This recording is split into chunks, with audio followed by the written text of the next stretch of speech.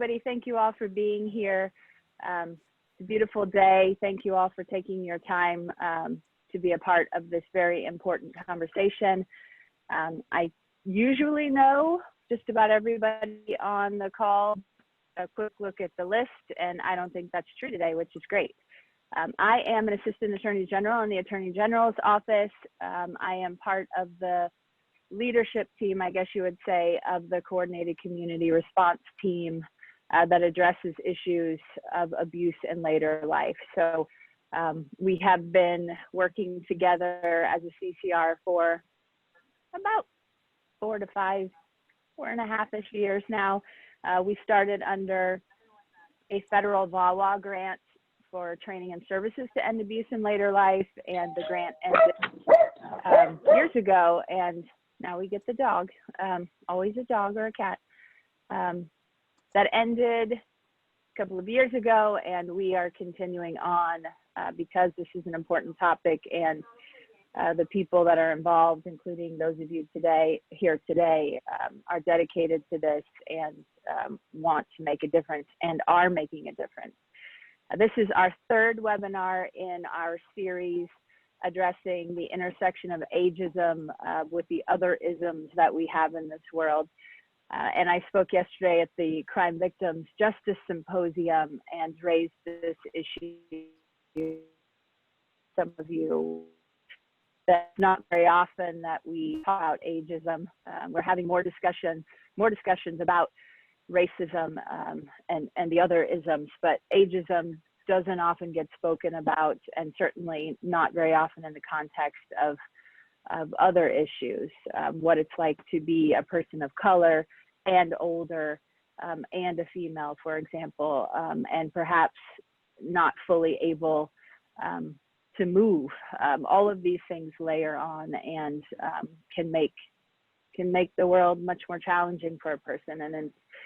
And it's time we had discussions about that, which is what we've been doing and will continue to do. So I will introduce Sonia Reyes. She's an executive officer at the Department of Human Rights.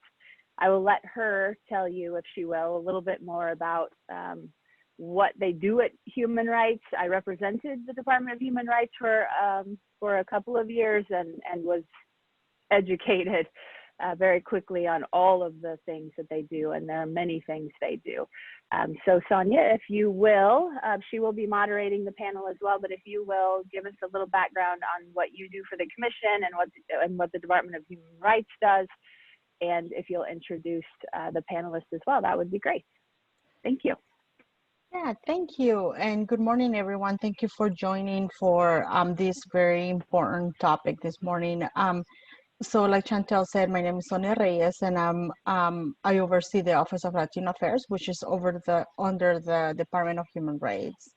The department has 3 different divisions, 2 which are funded by the federal government, and that's so we have a grant for CJJP, or Community Juvenile Justice Planning, and the other one is to be able to provide funds for agencies that work in the community, for community action agencies, which help with weatherization and LIHEAP assistance when it's that season. And the division that I'm under is Community Advocacy and Services, and we have 7 offices that serve the underserved, which is Latino Affairs, the Office of Latino Affairs, African American Affairs, People with Disabilities, Asian and Pacific Islanders, Native Americans, Deaf and Hard of Hearing, and Status of Women. And so in theory, there should be 7 of me, but realistically, there's 3 of us who oversee those offices, 3 or 4 of us now, because we're down 1 person. So soon we will be hiring someone to oversee the office, the API office, and that will be coming out soon. Specifically for my office, I work really closely with the Commission of Latino Affairs, which is composed of 7 governor appointed volunteers who are tasked with looking at the landscape and the needs and strengths of the Latino community in the state and creating initiatives to be able to assist the community. And also they provide policy recommendations to the governor and to the legislators. So the commission and I work really closely. We have different duties under Iowa code, but we end up, I'm lucky to have their support in a lot of the initiatives that the office does. And so we work together. And so that's about me and my office. And I will go ahead and let our amazing panelists today introduce themselves and tell us your name and how you are related to this topic of Latinos and aging in Iowa.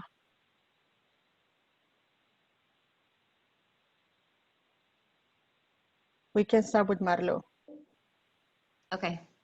Good morning, everyone. Thank you so much for joining us. My name is Marlu Abarca, and I'm currently a commissioner for Latino Affairs. My connection to this intersection of aging and Latinidad, I would say, is firstly that I will also age, hopefully, and that and this would be culturally significant to some of you folks, but I happen to be the oldest of my siblings and the only female. And I'll talk more about what that has to do with the topic. Thank you, Marlo. Rosario? Yep. Oh, good morning, everyone. My name is Rosario Manzano. I'm a community relations representative for United Healthcare for Medicare and retirement. And how I am related, I would say, to the topic, and because I see firsthand what our seniors are going through in Iowa. My role, which I love what I do, my passion is to be in the community, to help, to educate. We are in the community explaining seniors what Medicare is, what are their, what is it? What is original Medicare? What is Part A, B, C? They are confused.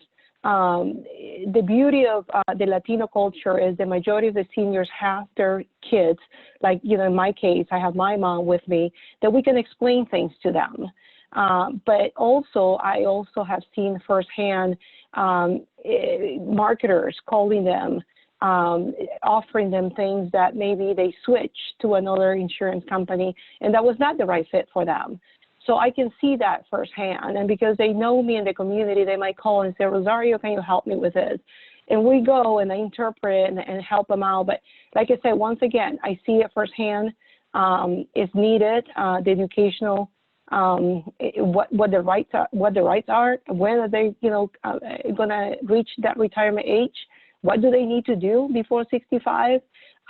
So lots of work to do, and just thank you for the invitation. Thank you for having me. Thank you for being here, Rosario. And our other panelist is Paula Placencia. Good morning. My name is Paula Placencia, and how I'm connected to this is I'm Iowa born and raised, so I am seeing the second generation that are in their 90s. I live with my mother, or my mother and I live together, I should say. And so I see firsthand the things that she's going through health-wise, as well as her friends. And also I am in that age bracket of senior citizen now. So being born and raised here, there's things I still am aware of, and like going to the doctor and Medicare and things like that. But then I'm also seeing the newcomers that are aging into senior citizens and getting elderly who are still hesitant about getting medical treatment, either going to the doctor or getting advice, and also being victims of scamming. So that is how I'm connected to this. And I'm also a member of LULAC Council 306, so a longtime advocate for the community. And I should have also mentioned that personally, a way that I'm connected to this topic is I have aging, I have grandparents that just moved to the state of Iowa from California. And it is very different here from California. And so that's my personal link to this topic. I think to begin with, one of the things that I would like to address is there's a lot of stereotypes out there about the Latino community and what we do, how we take care of our elders, and if we do or we don't, or in nursing homes and all of that. So I would like to set the stage by saying that some of those stereotypes might be true, but a lot of them are not, and that every family is different, and every family goes through the same struggles that any other white or African American or a refugee family goes through the same options and everything else. So I would like to start there. Please encourage everyone to ask questions. Feel free, the panelists that we have are amazing at what they do and what they know and the information that they're going to share with you, but we are all open for questions at any time. Because if you're like me, if I don't ask the question when it's in my head, I forget it. So if you're like that, please feel free to ask it or put it on the chat. All right, are we ready to get started? Does anyone need to stretch? All right, so the first question, I have 4 questions for the panelists. We already did the first one. So I have 3 more, and then we'll open it up for questions for everybody. So the first one is, and we'll go in the same order. What are unique strengths for elderly care in the Latino community here in the state that you know of? So we'll start with Marlo. Thank you. I would say that a strength for aging Latinos in the state is definitely having a cultural context. I mean, they're Latinos that live in different parts of the US where they might not be surrounded by as many people in their community. So I think that there's some support there. Growing up, I had instilled in me, honoring and respecting elders. And it's something that my community looks up to. We emphasize aging with integrity. And I think that as my generation becomes more financially independent, we're taking into account what our, cultural expectations are and what the dynamics of our families are too. So I think in general, a strength is that we're very open-minded and that we're supportive of our aging community.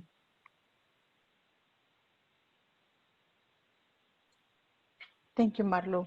Rosario? Yeah, I would say that a strength for the elderly in our state is the family ties. We have multi-generational households. I think that's very important, not just, I would say, for the mental health, but I see that support of the family being with them either in the same household or maybe close by. So I think that makes a big difference in their outcome.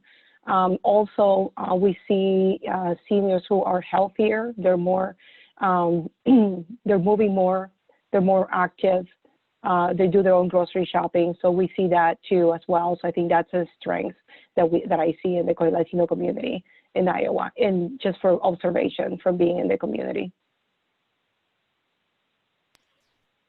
Paula? I would say from, looking at my mother and her generation is that they're more aware of things that they need to do to take care of themselves, as well as, and we can see, by gender, that the women are more likely to go and seek a doctor's opinion on if they're not feeling well compared to a male, compared to the men. But still the strength, and I concur with Marlu and with Rosario, it's the family. That it's either the immediate blood family that is supporting the elderly, or there is extended family that is there for the elderly, that the elderly will call to help out.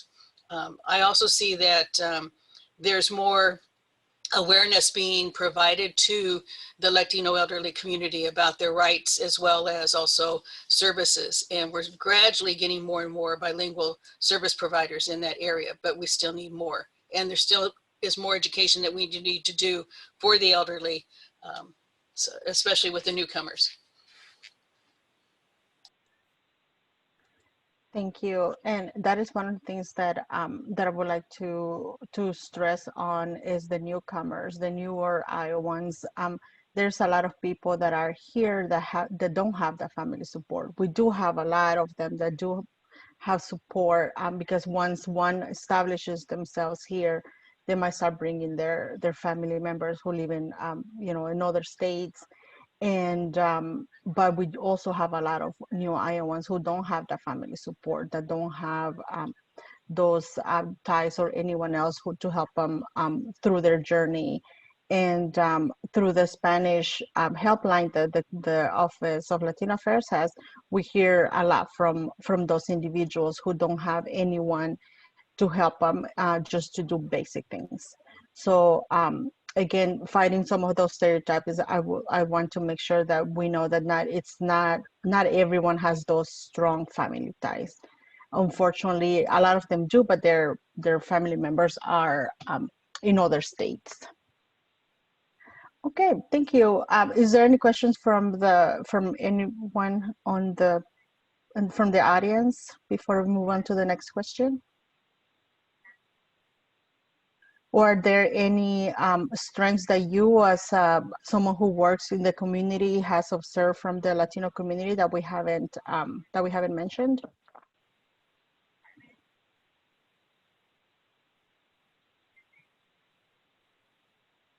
Okay, we'll keep going then. So the next question is about challenges. What do you feel, panelists, that are the unique challenges that the Latino community have here in the state? And now we can start with Rosario. Yeah, I would say the challenges that I have seen in my experience is the language barrier and the lack of knowledge when they're aging to retirement. And I know we talked with you, Sonia, we wanted to do a roadshow of Medicare Made Clear in the state. Due to COVID, a lot of churches and faith organizations were closed, so we really couldn't do it. I mean, we're still probably going to do a Zoom meeting.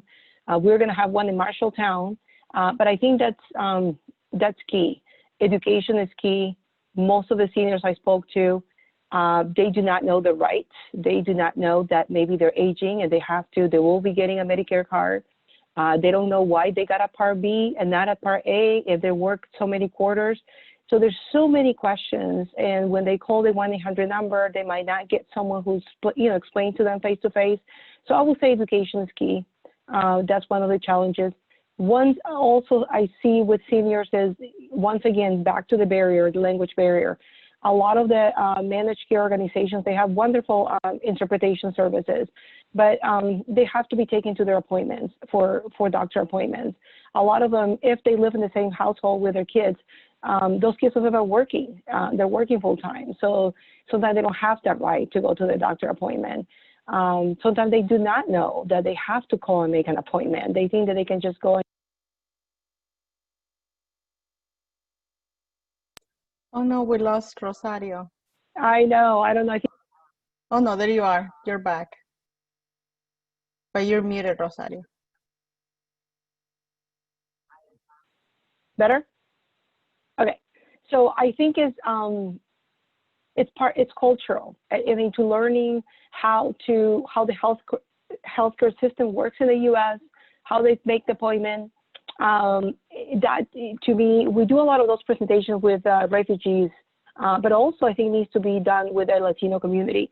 Making the appointment, keeping the appointment. What is a specialist? They think that they just go, what's your primary doctor?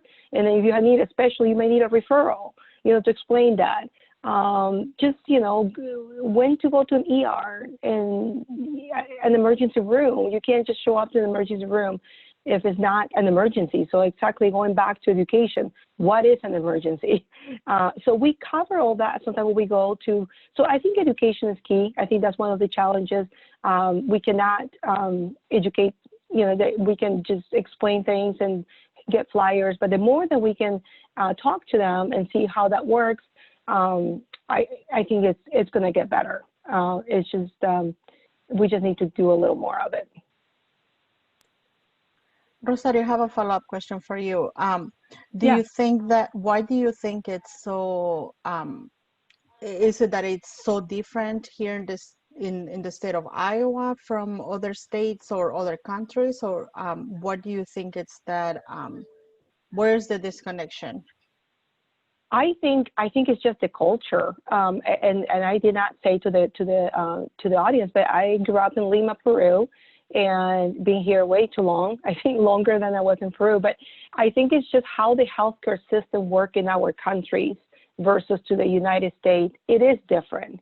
I just remember when I was growing up, you just have a family doctor and you just go and show up, right? I mean, a lot of this, even refugees, they just go and they try to just go and show up, and they wait hours. Sometimes they walk like miles until they see a doctor, and they sit there and it's 9 o'clock and, oh, now I'm going to be seen. That whole doesn't work here. You know, I think we need to just make an appointment, That whole concept of making an appointment is different. Keeping the appointment, and then the referrals. We have specialists. And so I think that concept of you need to be referred to a specialist, you know, that it's complicated. It's not that simple. So I love to explain that. And that's just from Healthcare 101, how just to go to a doctor. But if we want to just talk about when they're aging to Medicare, a lot of them have worked here all their life. They just don't know that what's going to happen when they turn 65. You know, what am I going to do? Do I keep my original Medicare? I'm working a few hours, maybe here and then. Is that going to be a problem? So there's a lot of questions. So we love to go around and just explain to them, you know, what's going to be their benefits, what is just everything. I think there's a lot of room for improvement and more Spanish-speaking insurance agents. That's another thing that I always talk about. We have, that I work with in Iowa, I have one, you know, and he does a lot of events in Iowa. So that's another need. If we want to talk about just someone who can go ahead and explain to you face-to-face in your language, that would be amazing. Thank you, Rosario. Yep. Paula? Well, as Rosario was talking, I was thinking about a couple things. And being in that sandwich generation where that, you know, you take care of your parents and you take care of your children. So I was thinking back to when my mother had her hip surgery. And the question that she was asked was, the doctor asked her, well, do you have somebody at home that can take care of you? Because my mother wanted to go to a rehab center so she could have relaxation. But the doctor, she says, no, my daughter lives with me, then the doctor says, okay, I'm going to send you home because your daughter can help you with rehab. So in some of the situations when our elderly have to go through an operation, there is nobody that can take care of them at home because they're working. So then that whole thing about hospice, nursing home, rehab center, you know, what do I do when I get into the situation where I have to look at that? And I think that's also my generation's need, to where we need to get more informed in that, because as much as we don't want to put our parents in that facility, that if we're working to help pay for it, then somebody's got to take care of our parents. And we may not be able to afford, or we may not be able to have somebody come in into the house to take care of the parents. So education on the nursing home, hospice, that type of facility. Another thing is prescriptions and medications. I learned this a long time ago, that if you're not sure what to do about your prescription, your medication, ask your pharmacist, because they're the ones that can explain it to you better than the doctor can. The doctor will say, yeah, take this for this, but the doctor may not answer the questions about, well, should I, you know, avoid having milk or dairy products when I'm taking this? Should I take it at a certain time of the day? So to be able to have somebody that's bilingual that can explain medications to the the parents and the elderly about how often to take it. And the other thing I thought about was with the need for us to grow our own medical employees. So to try to encourage more students to go into the field of medicine or into nursing, or as Rosario said, I didn't think about that, but into the insurance agencies. So those were the top three things that I came up while Rosario was talking, because she covered a lot of good things. Thank you, Paula. Thank you, Paula. Marlo? Yeah, to reiterate some of the things that Rosario and Paula mentioned, definitely there's a linguistic barrier to aging Latinos feeling supported and even having the ability to be financially independent if they don't wish to live at home with family. I've heard often from friends who have grandparents and parents who live in independent housing that, you know, there aren't many people who understand how to provide culturally relevant services. So there's a linguistic barrier, and then there's a cultural barrier as well with independent living. For me, another thing that's incredibly important that Rosario alluded to is just having access to a home in a city that is walkable. I ran for office last year for Des Moines City Council, and one of the things that I talked about often on my platform was how to make our city more walkable. And it's not just for the folks who like to walk as their form of exercise like I do, but also to maintain those connections to your community. It's increasingly important as we get older to be able to walk to our grocery stores, to be able to walk to your comadre's house. You know, it's something that is becoming increasingly inaccessible, especially when we talk about public transportation in the state of Iowa. There are services through the DART bus system here in Des Moines that allow you to make appointments for yourself or for elderly people in your family that might need different routes that aren't offered. So there's that resource, but there's also that language barrier when it comes to accessing those resources too. Thank you, Marlo. I have just a couple of things to add to what the panelists said. One of the things that it's very common in our Latino community is that there's this lack of trust of medical providers in the United States, not just in Iowa, but mainly here. They always compare the care to, you know, back how it is back in their countries. And there's this sentiment that here, when you go to a doctor, they will treat whatever it is that is wrong with you, but they will not cure you. And when you go to the doctor in your country, they go through the source to cure you, not to just treat your symptoms.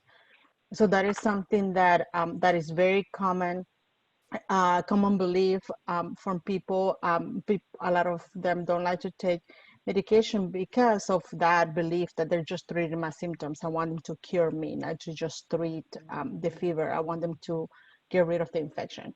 So, so that is one of the challenges that I have seen a lot, is that for them to start building trust with doctors, but also that is very hard when doctors don't have interpreters, or when doctors don't speak the language, or when providers, not just doctors, when any provider is not culturally educated, or is not culturally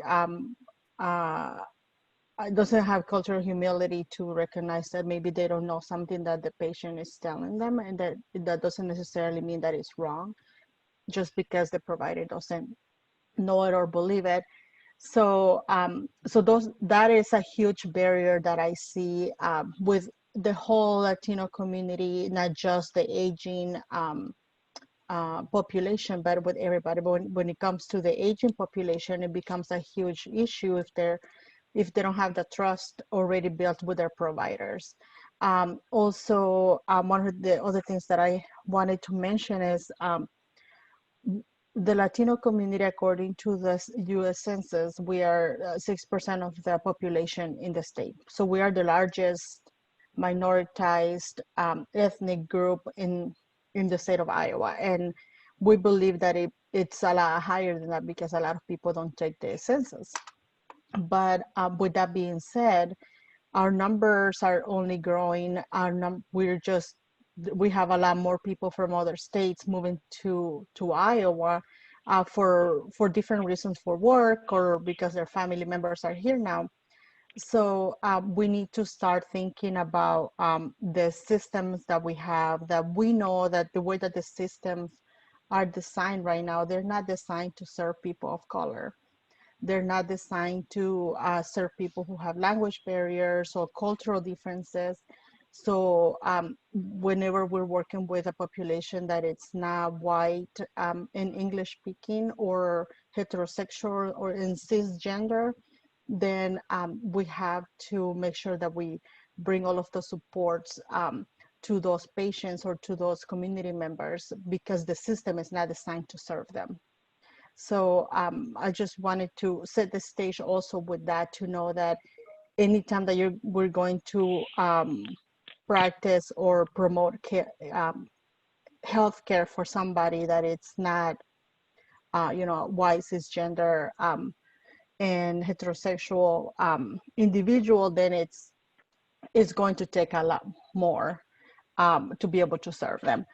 And I wanted to just piggyback on what Marlu said. Transportation is a huge issue for the elderly to make it to appointments, especially maybe if their family members don't drive or if they have mixed immigration statuses. For example, grandma might be a U.S. citizen, but maybe the driver in the home doesn't have a driver's license because they are undocumented. So that can be a huge issue, because then they are not able to make it to their appointments or to just their basic checkups or to any of the other the appointments that they might need. Or like Paula said, their family members that they're living with work, so there's no one else to take them. So those are some of the barriers or unique challenges that I thought about while everyone else was talking. Does any of the audience have any questions, or the panelists, do you have anything else to add?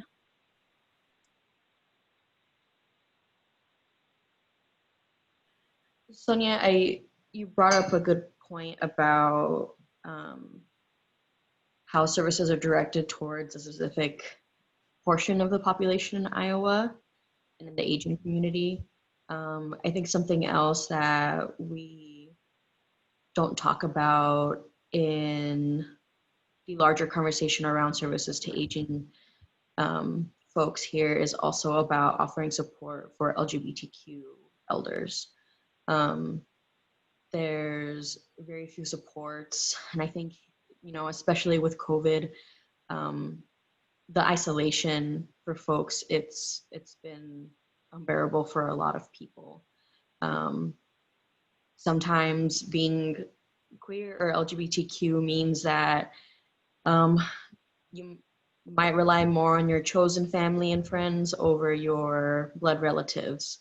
So I think that there should be a larger conversation around being able to support LGBTQ elders in our state from service providers, for sure. Thank you, Marlu. And also, if you add being Latino and queer, there's all these different barriers and different intersections of barriers that people have. From personal experience, I can tell you, my ex-wife worked in nursing homes, and whenever they had any patients that were Spanish speakers, there was no one in those nursing homes. And that was here in Des Moines. There was nobody.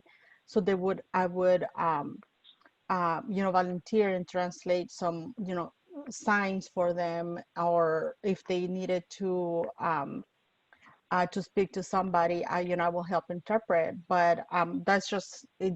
It just happened that way because my ex-wife is an occupational therapist, and she was there in the buildings. And now that I have my grandfather here, who we're looking into putting him into an assisted living situation, is the same thing. He doesn't speak any Spanish. He's any English, I'm sorry. He's a US citizen, but he's lived in California, for the past 40 years, and he never had to learn the language because everyone spoke Spanish there. And so now he's here, but we can't put him in a place like that because there's no one that speaks Spanish. There, he won't be able to communicate with anybody. Even if there's other elderly people there that he can create relationships with, they all speak English. So it will be extremely isolating for him to be in that type of environment. So it's the language piece is very, very important. And also with just the representation, we don't have a lot of people of color who are in leadership positions in the different nursing homes, in the different places that serve the elderly, that look like the community that we're needing to serve. So that is a huge, huge barrier, the lack of representation in the language barrier. Did you have something to add? Sonia, this is Kay Boniggs. I just wanted to add that One Iowa does have a committee that works specifically with trying to improve the knowledge base for older LGBTQ folks here in Iowa. So, and we are looking for committee members. So if people are interested in moving that forward, I would certainly have them get in touch with One Iowa, or they can call me specifically. That's great, Kate. Will you mind sending me the information and I can send it out to my contact list? I will put my email address on the chat. Sure. Thank you. Yeah, on a personal note, I have some of my friends and I have talked about, because we still look good, but we're not getting any younger. So one of the things that we've been talking about is like, what are we going to do when we retire? What are we going to do when we're older? I don't want to be in a nursing home where other people, one, don't look like me, or I had to go back into the closet to feel safe. And so it's a huge concern for the community, not just for people of color, for Latinos, but for the LGBT who are people of color and queer. Any other questions or resources that you have or that you might want to share with the whole group? I just wanted to add, I think I saw a question on the Alzheimer's and dementia. I participate in the Alzheimer's Coalition meeting representing the diversity. And we have not, I have not met in a few months, but we were going to do a educational presentation. Alzheimer's is probably experiencing Hispanics, I will say, like at alarming rates in the past few years. So I think the Alzheimer's Coalition of Central Iowa is trying to reach out to the Latino community. I was going to help them out with setting up a couple events, and then COVID hit. So hopefully we can restart that in 2021. We just wanted to do a educational presentation in the community, an event, to bring the awareness of Alzheimer's and dementia. So. And they can send me an email and I can connect them with the contact. I wanted to add to that because this has been happening with a lot of my mother's friends, that generation, even though they were born and raised here in the United States, their first language was Spanish because their parents only spoke Spanish. So when they have now either gone into dementia or Alzheimer's, many of them have regressed back to only speaking Spanish. to whoever is there in front of them. And so then we get into that problem where there's no healthcare service provider in that nursing home or hospice or whatever that is bilingual, as well as the children are having a hard time understanding what the parents said because they grew up only speaking English. So that is another problem that we're running into now with that generation that in their 90s. Is it okay for me to offer? I'm Jill Myers-Geadelmann, and I work with the Iowa Department of Public Health and Chronic Disease Prevention and Management Bureau. And we've just received, we applied to the Centers for Disease Control and Prevention and received a 3-year grant that is helping to build infrastructure around Alzheimer's disease and dementias, trying to really reach the populations that are most affected by these two and many disorders, conditions that go along with it. So we'll be working very closely with the Alzheimer's Association and trying to, over the next 3 years, not trying to, we will, build a coalition around this and a new state plan. Latino populations across the state are very much a part of who we want to reach for messages for people in general, but also their caregivers. So I really value the opportunity to come and listen today, but also hoping to make contact with people that really can provide that lived experience for us and making sure that we get messages that will reach people appropriately. So thank you. Another thought. Yeah, feel free. Yeah. Oh, okay, go ahead. I'm sorry. Oh, sure. Okay. This is Kim Greeter with Iowa State University. And one of the things that goes through my mind, as many of you have mentioned, the lack of professionals, cultural competency, fluent in Spanish, etc., for the population as it ages. So what I think about, and this is done in other areas too, is intentional but collective throughout the state of Iowa of, as young people, as they're going through high school and they're exploring careers or what they want to do, to actively, if you want to say recruit or encourage, when we look at where are the needs in the workforce.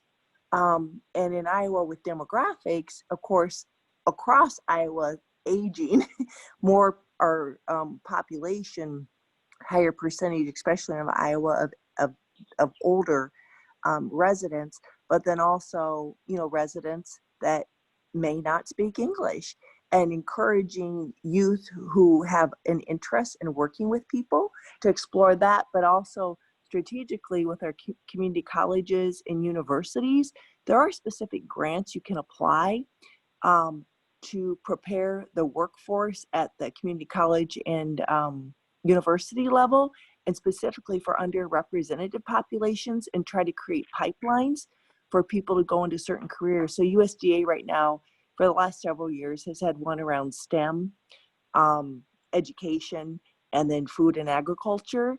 But I think even within that, there may be a way to frame it when we look at food and agriculture, it also encompasses health. And so this could address the health of a growing population in the state of Iowa, and we need to have a workforce that's ready for that. So those are just different ideas that go through my mind, is just really linking across the state of people who share common concerns around this and putting together proposals or just strategizing it so we're all working in the same direction, which, I mean, I think that's what this panel is about, but just connecting the dots. So that's all. Thank you. Thank you, Kimberly. And Jill. Sonia, can I speak to some of the things that Kimberly mentioned? Yes, of course. So I think that Kimberly brings up a really good point in terms of what we all need to do in order to build a sustainability of services for aging Iowans and aging Latinos. We like to think that we can do the best that we can as individuals to address these needs, but when it comes down to it, it's systemic. We're concerned that people who've been living and working here the whole life can be able to retire with dignity, but you know, we don't have a system with Medicare for all. You know, for folks who want to take on the responsibility of taking care of their aging family members, especially in my community, you know, there's the concern of financial literacy and having an affordable housing situation. So there are many systems at play that influence the success and the health and well-being of our aging Latinos and aging Iowans in general. So I encourage everybody to explore what these systems are and how maybe through your role at work or as a volunteer, you can help influence these. Thank you, Marlo. Rosario, did you have something to add? No, I think everything has been said. I think education is key. I just want to kind of leave the group with just a little statistics from a presentation that I did a while back. So we have right now, and this is a little old, probably a couple of years old, 58 million Hispanics in the U.S. That accounts about 18% of the total population. So to put it in perspective, we have 1 in 5 Americans are Hispanic. That's the importance of, you know, bringing the language. Also in education too, we're going to need more education, empowering them to take control of their health and their health insurance, and that will come with education. Also, in a little research that we did is that Hispanics will rely on those agents to interpret communication and communication materials and guide them through their consumer journey. So that goes back to, and this is just a research that was done, that yeah, we would love to have more Spanish speaking to help them out, not just to see what's best for them, but also in their medical field when they're, you know, being admitted. Radiology, nurses, doctors, everything that the group have said. So very important. And before we move on to the next question, since we're talking about systems, and you know, we are in government, so we are within a system. One of the things that I just would like to point out, just as kind of like a baseline of thought for all of us, is that the fact that, like I said before, all the systems that we are working under, that we live under, are not designed for people of color, or for the queer community or people with disabilities. So we had to think about that from K through 12. Speaking of Latino kids have a disadvantage because they don't have representation in the teachers, in the principals, and the people that are in the schools. And on top of that, there's all this implicit bias where teachers only send kids that look like them, that they feel safe with, and usually it's kids that are also white, that don't speak with an accent. Those are the kids that get sent to AP classes, that get referred on to technical opportunities, to CNA classes, to all of to STEM opportunities, to Gear Up, and all of these opportunities that are in the schools. Our Latino kids, our Black kids are not getting sent there because of all of the system, the way that it works. It's doing its job. The system is to only be sending, you know, white kids who have support already to these careers. So, which is why our communities of color are behind. That's why we're not represented in a lot of the professions where we need them, because it starts from K through 12. So by the time that they are thinking or graduating high school, sometimes it's too late for them to believe that they can do it. Even if there's all these programs out there, they never heard of them until until it's too late. So and that comes into place. Then we don't have these high numbers of kids of color that are graduating, that are going on to post-secondary education into these professions where we need them. So it is a whole system thing that we need to change from the time that they're in kindergarten to be able to get more representation in the professions where we need them here in the state. So the next question from Brittany, Brittany, she wanted to circle back on this question about family members housing and older adult strengths. She said, it is indeed positive, but we need to keep in mind that it can be very high risk for caregiver stress. And she doesn't have a microphone.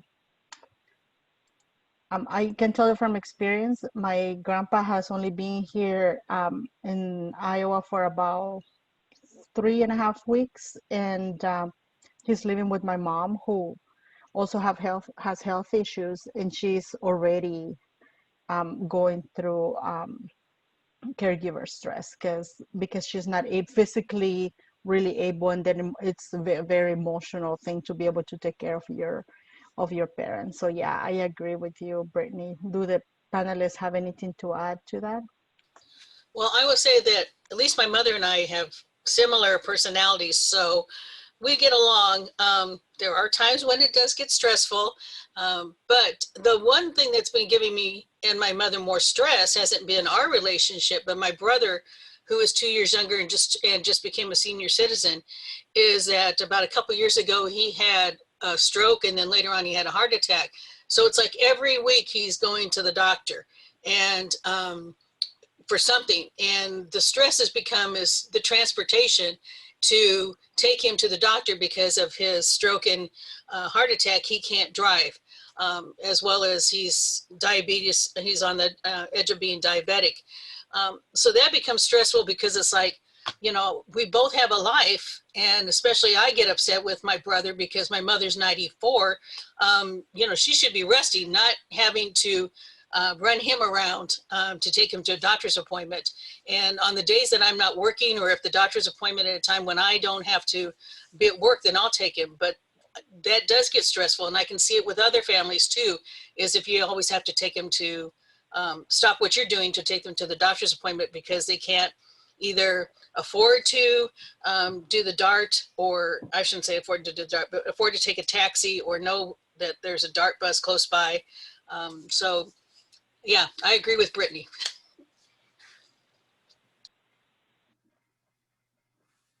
Thank you, Paula. Any other comments? Well, this is Chantal. Along those lines, I just wanted to put out there, because this is something that we talk about very much in the CCR and in our trainings that we do in the community and with professionals, that you all are talking about the strength of intergenerational families and living together and kind of maybe even combining resources. I mean, I suppose that's what you're doing. But from our perspective, when focusing on abuse in later life, which by the way, by federal definition starts at 50, which, you know, makes some people pretty uncomfortable. 50 feels a little low when you're close to it. From our perspective, those are also very serious risks. And I think, especially in Iowa, I mean, I have many, many thoughts and questions, so I'm trying to pare this down.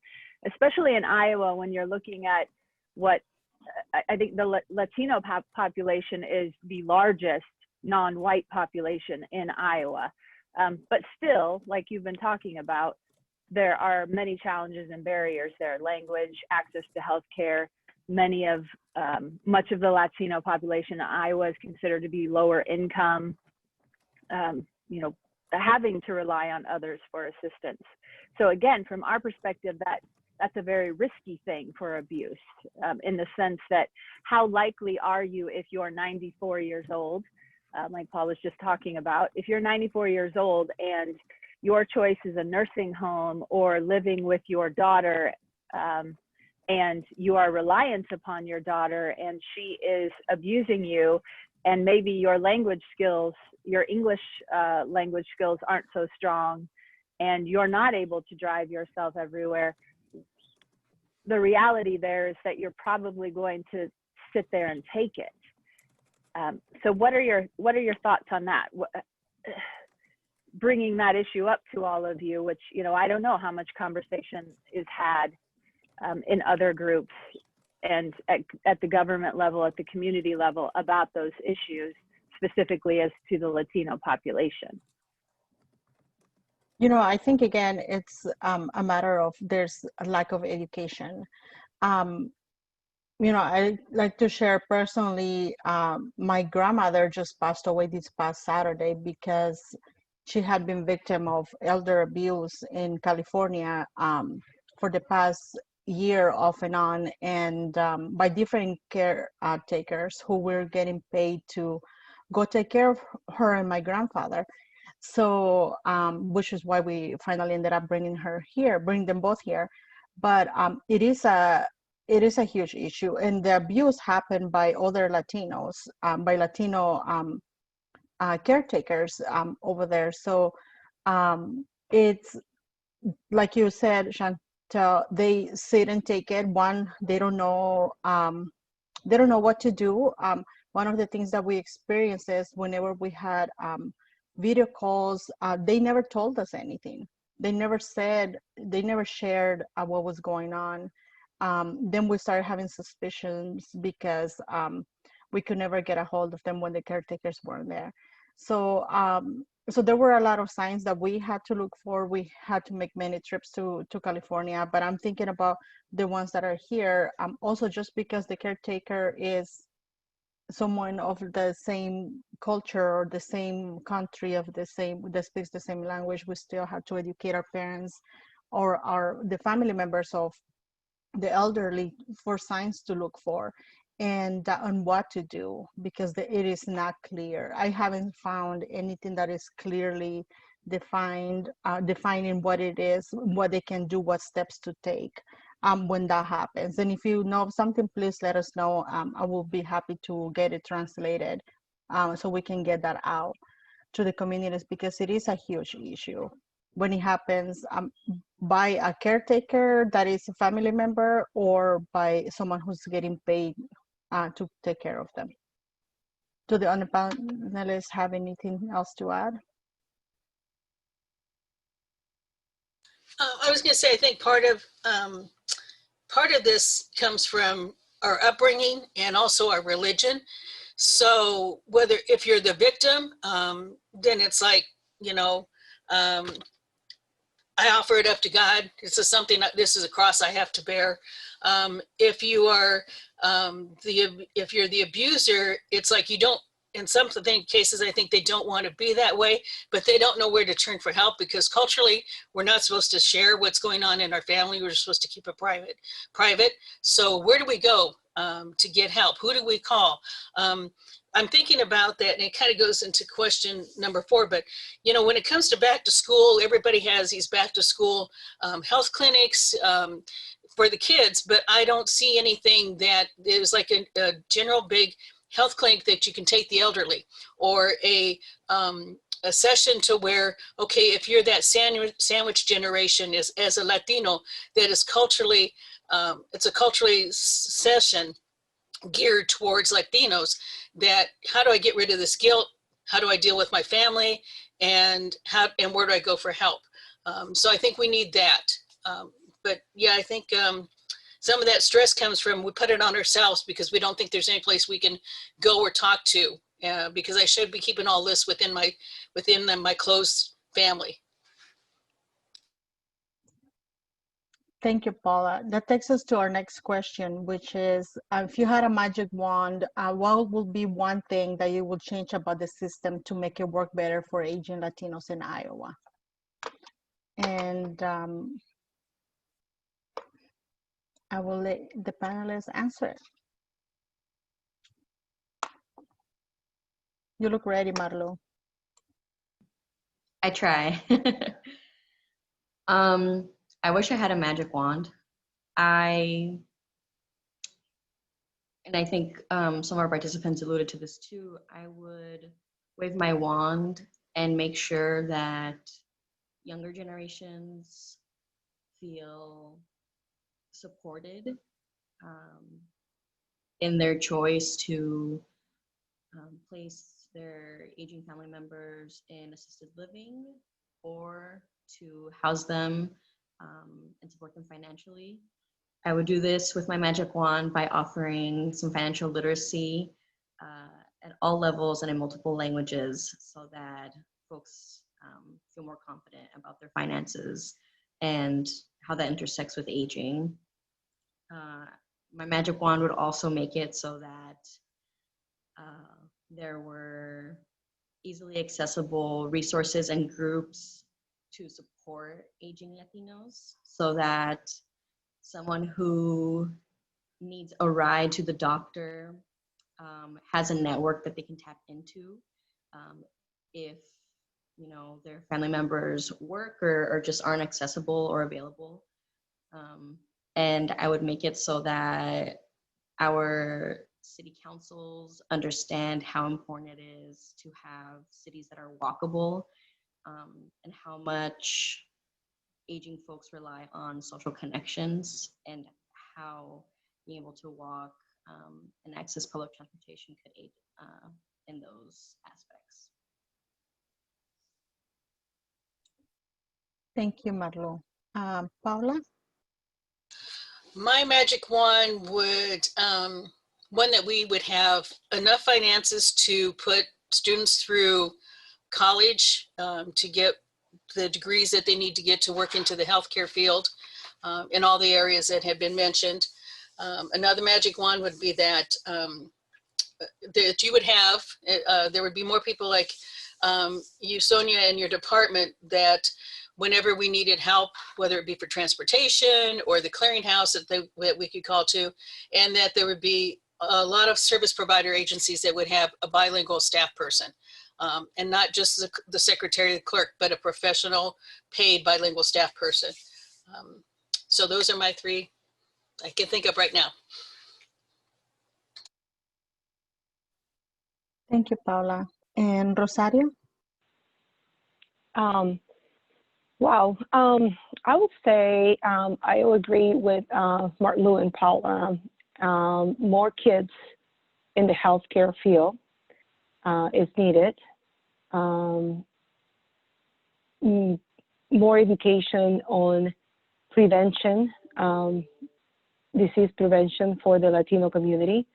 So they're aware of what's coming down the road. Not just for diabetes and your Alzheimer, but just your regular healthcare, not to get to the point that you need to get to the ER, but just prevention. And also for the Latinos aging, retirement, getting to 60, 65, what's coming down the road? What are their rights? What do they need to do before getting to that point? All that could be done in we can even do a Zoom meeting, we can do a presentation. I mean, a lot of things are easy to do. As everyone was talking and speaking, I'm thinking maybe do a Latino summit for the elderly, for aging retirement. What's out there that will help out our seniors in the state of Iowa?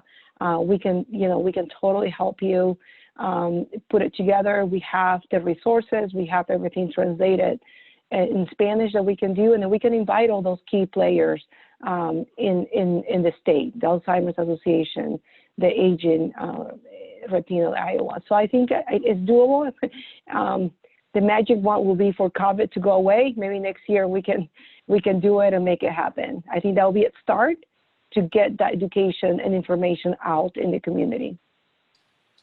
I agree with Rosario, and I would like to see when this COVID is over that either a summit or, a healthcare fair that where all these different agencies are coming together. They're doing workshops for the multi-generational. So if I'm there and I need to go to some workshops that has to deal with being a caregiver, then at the same time, my mother, of course, she's a unique person, but at the same time, the elderly could attend a session that has to do with their health care, or empowering them to ask questions, or informing them about the difference between healthcare here in the United States and that outside of the United States, to where we're not worried about transportation because we're all coming together as a family, but once we get there, we're separating, and it'd be in English and in Spanish.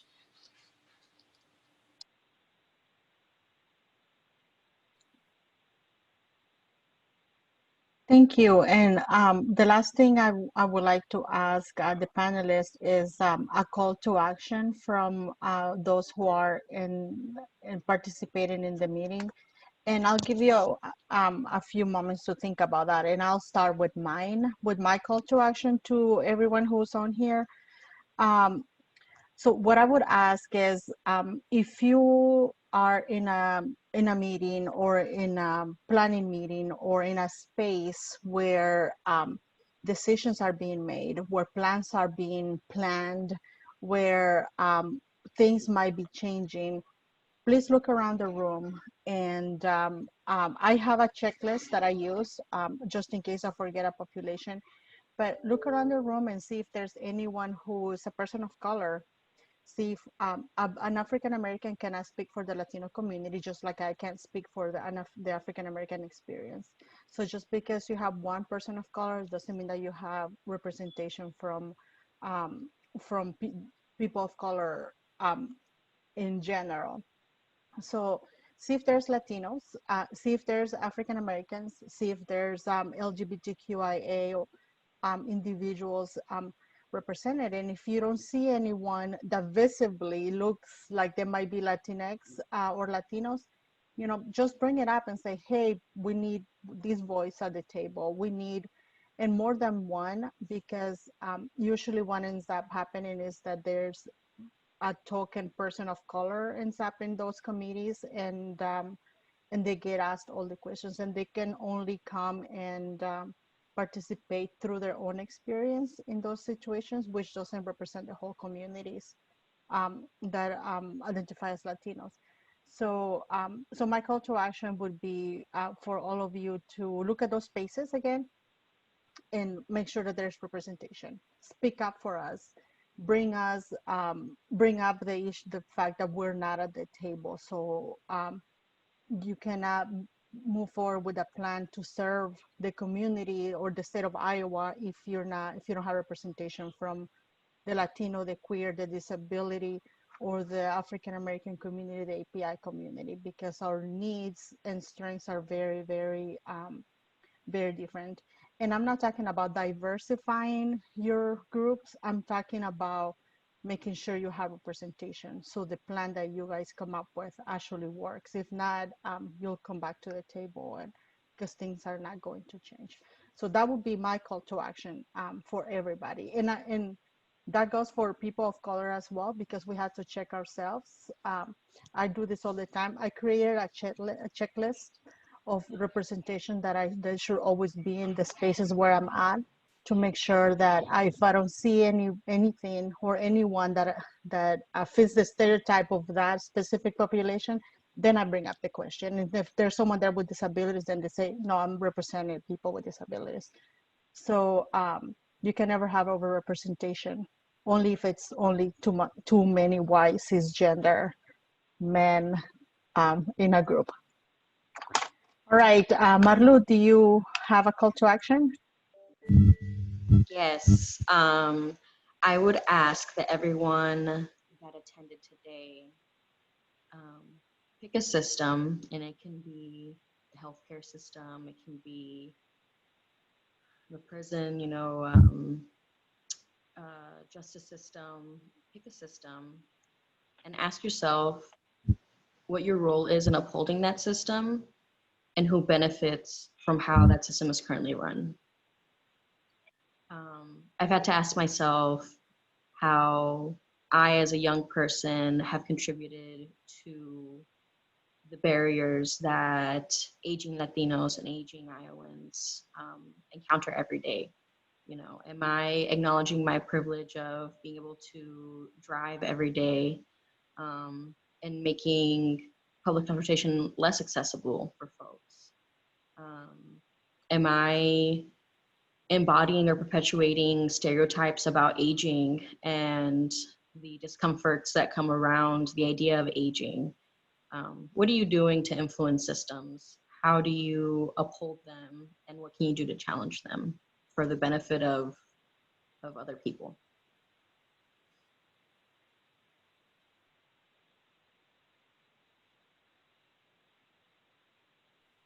Thank you, Marlo. Paula? One thing I would like everybody to remember is that you have a very diverse Latino community in the elderly. You have those that are US born, that are in their late 80s, 90s, going to their hundreds. You have those that are the third generation that are becoming or have been for a little while, the senior citizens, that English is the only language that they know. You have an elderly community that is not US born and not familiar with the United States medical system. And Spanish is their first and maybe only language. You have their caregivers who are becoming acclimated to the United States, becoming not assimilated, but acculturated. And so they're bilingual. So when you put out information, it's important that that information needs to be in English and in Spanish, because sometimes the person that is reading it is more fluent in one language and can interpret it into the second language to explain it to whoever that person, that elderly person that they're taking care of.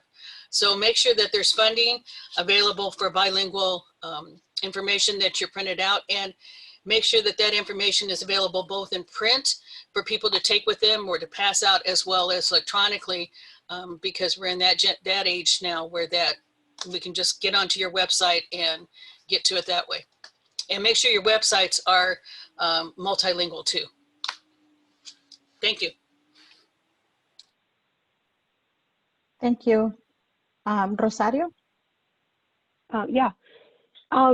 I would like to offer to all the attendees, and maybe Sonia, you can pass that information, to let them know that we have wonderful materials, educational materials that they're called Medicare Made Clear, that we do presentations during Zoom meeting. We can do a bilingual presentation. We can do an in-person presentation if that's, you know, what they're allowing. We have done several in Polk County at faith organizations. The last one was at Christ Apostolic Temple, a Baptist church.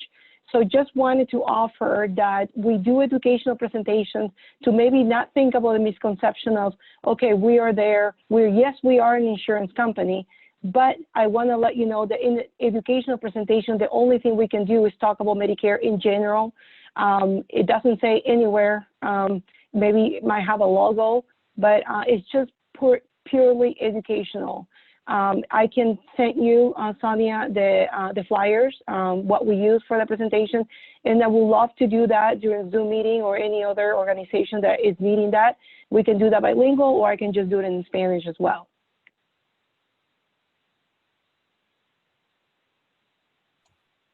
So your call to action, Rosario, is to use the existing resources? Yep, assist them with resources and spread the word out. It's a start. Yes. Thank you. Those are all the questions we have. I have a list of possible resources for all of you that I can provide at the end of all the questions. So does anyone have any questions for the panelists? I know we've been chatting as we're going on, but if you have any specific questions, please speak out. Hi. First of all, thank you for this thoughtful discussion today. And this is something that's been touched on, but I was just wondering, as we kind of plan for after the pandemic, if the panelists had any thoughts or suggestions how we can be most effective in reaching Latino populations during the pandemic. So maybe specific barriers we should be aware of, or resources that might be most useful right at this time.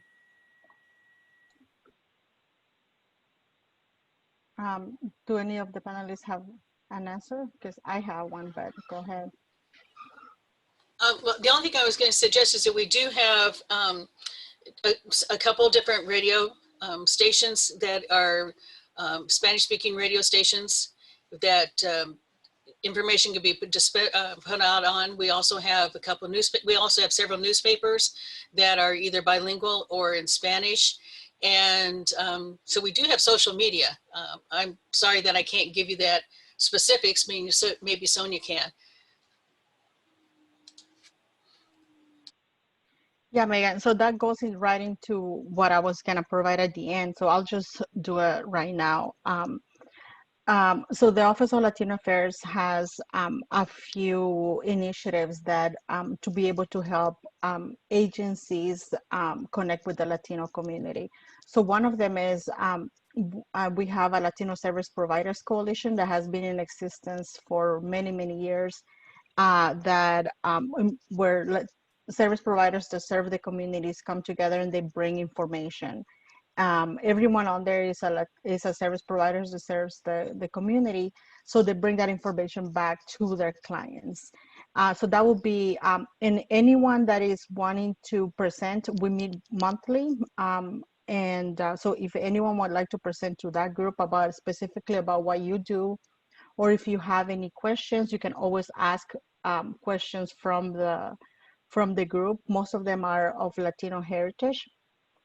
We also started the Immigrant and Refugee Coalition because of COVID, because a lot of our service providers that are Latinos and or refugees, they were feeling very disconnected, and this is a way for us to share information, to share resources during the pandemic right now. So anyone is welcome to come and present there too. We meet monthly.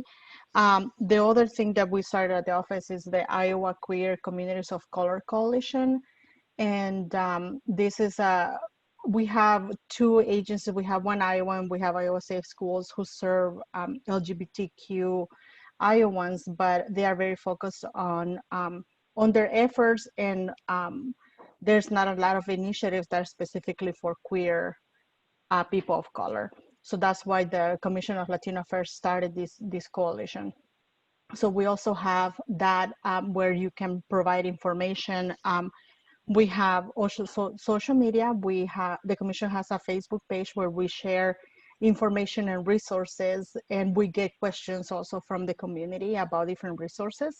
And so if you would like us to share anything on there, please send it my way, and we will make sure that it gets shared. We also have the Spanish helpline that it's anyone that speaks Spanish can call, and they will get connected with whatever services it is that they are needing. The great thing about the Spanish helpline is that it's not just a helpline. I'm sorry, it's not just an information line, it's a helpline. So we have case managers that take the cases and follow it through until the client or the caller feels like they got what they needed. So that can turn into, sometimes it's a very fast call, sometimes it takes months, depending on the situation, because we also advocate and provide interpretation for them if that is needed. And also, like Paula said, there's many radio stations that will put information out in Spanish. I write monthly for one of the Spanish magazines about the different resources that are in the community. So I would suggest to to advertise on there, on the Spanish one. There's only one in the state of Iowa, one publication that is bilingual, and that's Hola Iowa. And I really like Paula's suggestion of putting information in both languages, because it's true. We have all those different Latino Iowans now that have the different proficiencies in English and Spanish. So like for me specifically, depends what my mood is, how much sleep I've gotten the day before, if I want to read something in English or Spanish. And but I like having the option. And if it was something for my mom, I know my mom is not gonna pick up the newspaper, so I pick it up and I get the information for her.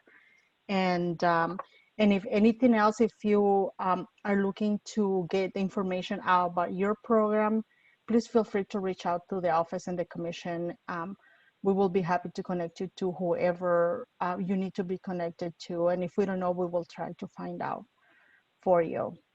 And the last thing I would say is when you are working on your budget for the following year, write it in there that you want to hire somebody who speaks Spanish, because if you don't, because that's what is going to show the commitment of your agency to serving Iowans.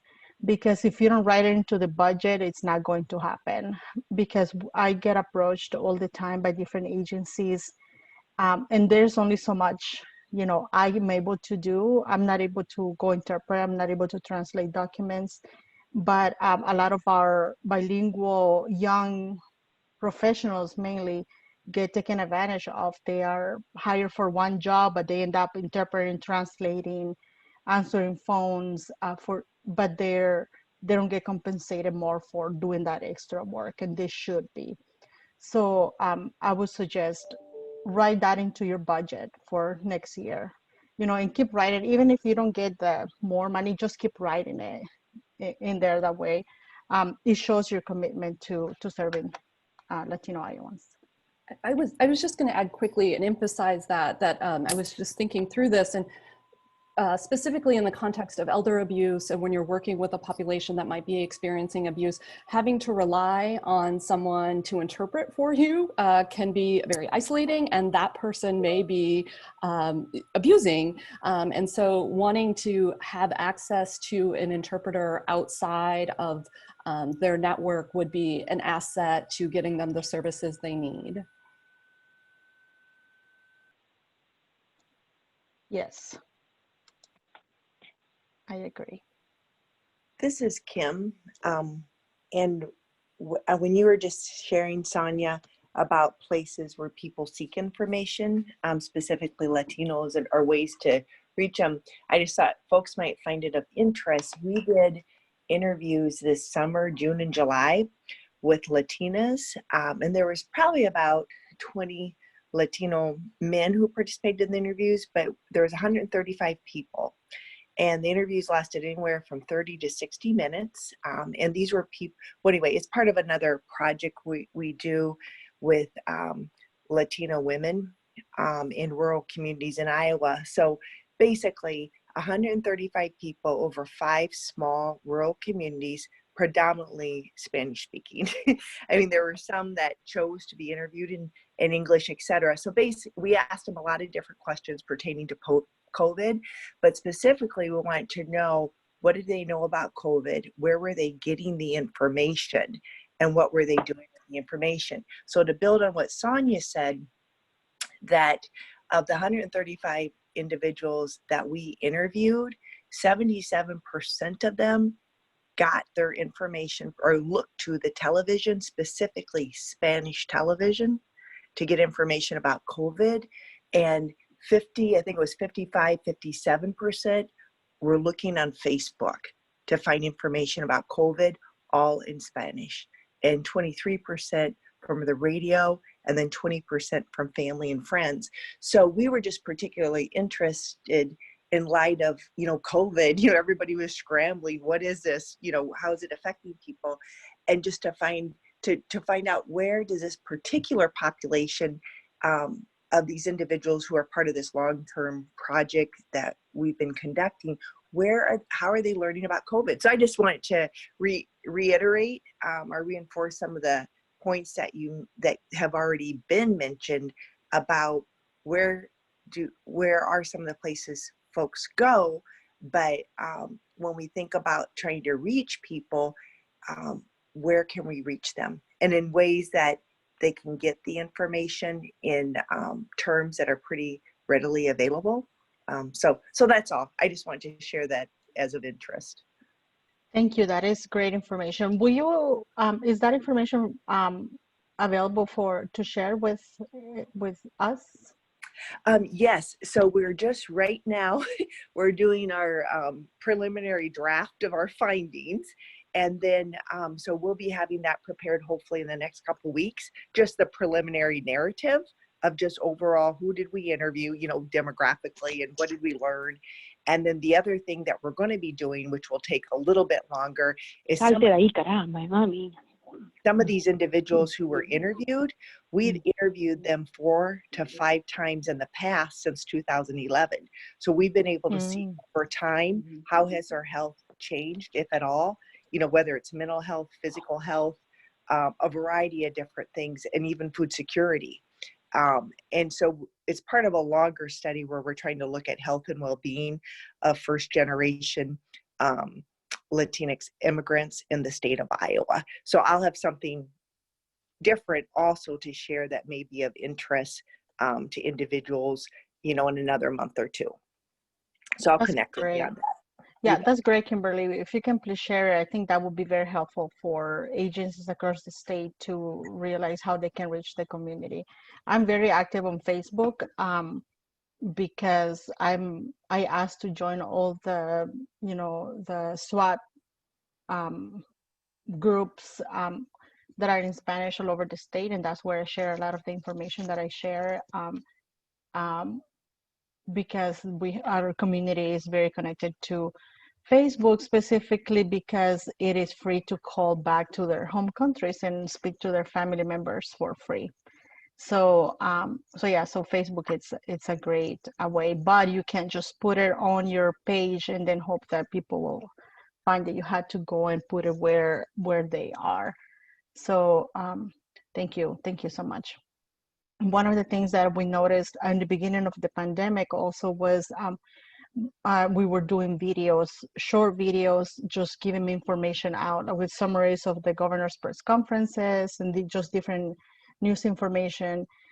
So if that's something that you would like to do, please let us know if you would like to partner. That way we can get that information out there. I am hiring 3 more AmeriCorps staff members that will be bilingual for the Spanish helpline. So we will have more bilingual staff that can help if that's something that you're willing to do or wanting to do. Any other questions? I feel like we've covered a lot of different topics within this topic. And I think I could talk about it for like all day. Do you all have any other questions or any particular challenges in your area or your office?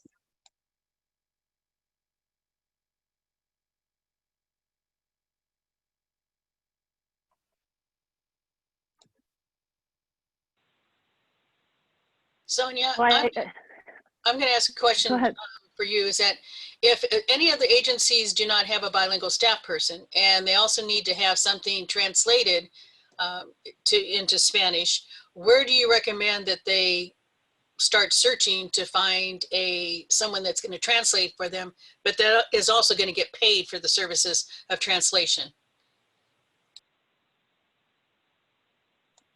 Thank you. That's a good question, Paul. So I put the link to my website, and if you go to resources, there's the list. There's different interpreters and translators on there. Because thank you for bringing that up, because it's what usually happens is if the token bilingual person, it gets assigned to translate documents. And just because someone speaks Spanish doesn't mean that they are able to translate documents. So it's very, very important that especially agencies, go to pay translators to do it. So if you look on my website under interpretation and translation services, you'll see a list of providers. Here for the Department of Human Rights, we use Vanessa Marcano. She's a registered TSB, so it's for state funding purposes, it's a lot easier to use someone who's registered as a TSB, a targeted small business owner. And but there's other interpreters and translators there. And I always say, yeah, please use a certified translator, because I have seen documents, like official documents translated, and it's hard.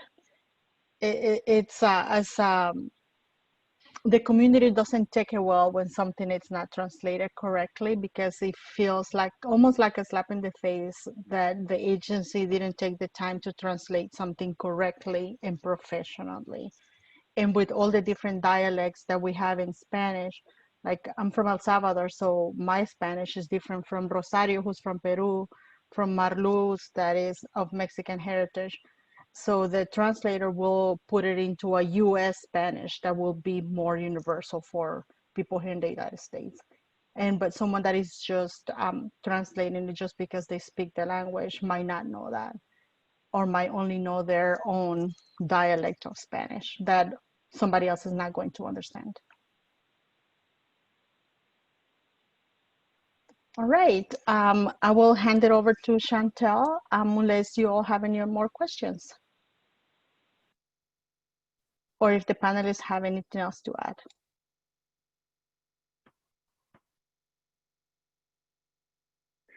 I agree with you, Sonia. I think we covered a lot of topics today, and we really appreciate all of you taking the time to talk with us today.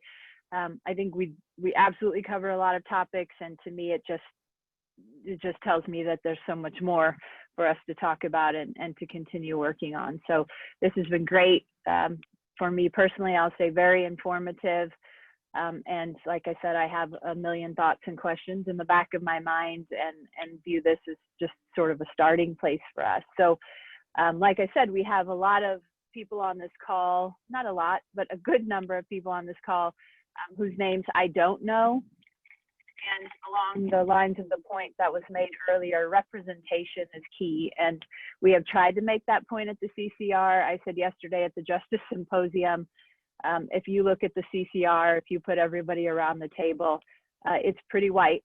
And, you know, gender somewhat balanced, but, you know, we struggle in many ways to get people of color and people from marginalized populations across the board at the table. And we're trying to do better that way. So if there's anybody on this call who would like to be a part of the CCR, please let me or Mary know.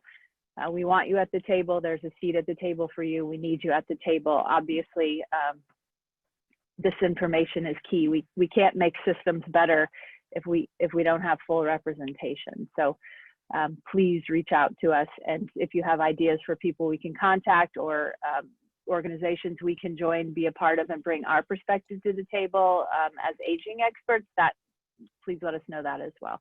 But again, I can't thank you enough for taking the time to be with us today, all of you, the panelists, Sonia for being the moderator, and those of you who have joined this webinar. We have 2 more webinars coming up. We will be discussing other marginalized populations, including ableism. We will be addressing ableism and I believe Asian Pacific Islanders, African American. Department of Human Rights has been so very helpful in getting us the right people to discuss these issues and to really give us a start to having more conversations. So thank you, and please join us for the next 2 webinars. We'll get more information out on that. We have recorded this and are saving the chat. There are terrific resources here. We want you all to have those, so we'll get those out. And unless somebody else has something to add here, I hope you all can enjoy the beautiful day and the rest of the week. And please do reach out if you have questions, suggestions, comments, anything of the like. Thank you all.